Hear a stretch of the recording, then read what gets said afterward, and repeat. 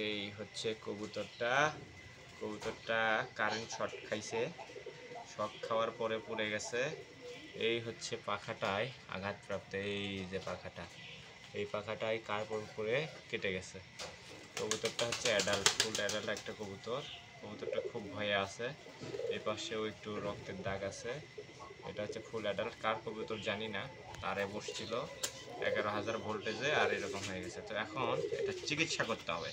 চিকিৎসা কি জানো? চিকিৎসাটা হচ্ছে এইখানে হলুদটা লাগাই দিতে হবে।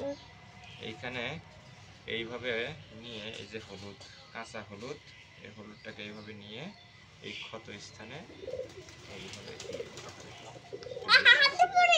একটু বেশি পড়ে গেছে, হাতে লাগাই দেব।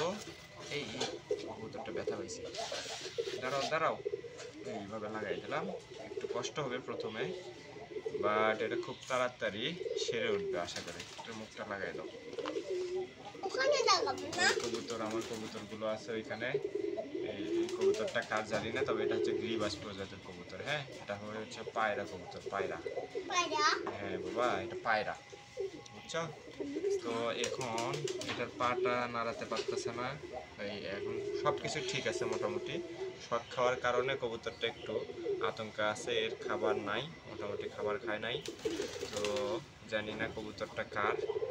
প্রাথমিক চিকিৎসা দিয়ে এখন একে বেঁধে রাখবো যাতে পুরোপুরি সুস্থ হয়ে ওঠে। একটু পানি দেবো, পানি খেয়ে একে বেঁধে রাখবো আমার কবুতরগুলোর থেকে দূরে, যাতে শুকে যায়। শুকে গেলে পরে কালকে ইয়ে করে পাখা বেঁধে রাখবো যাতে না উঠতে পারে, কারণ উঠলেই আবার এইটা কোনো কাজেই দেবে না। ঠিক আছে, তাই এভাবে এটাকে রেখে দেবো এখন। ওকে, এই হচ্ছে কবুতর। কবুতরটা অনেক হাঁপিয়ে গেছে, এটাকে পানি খাওয়াতে হবে। ঠিক আছে, আজকের মতো বাই বাই।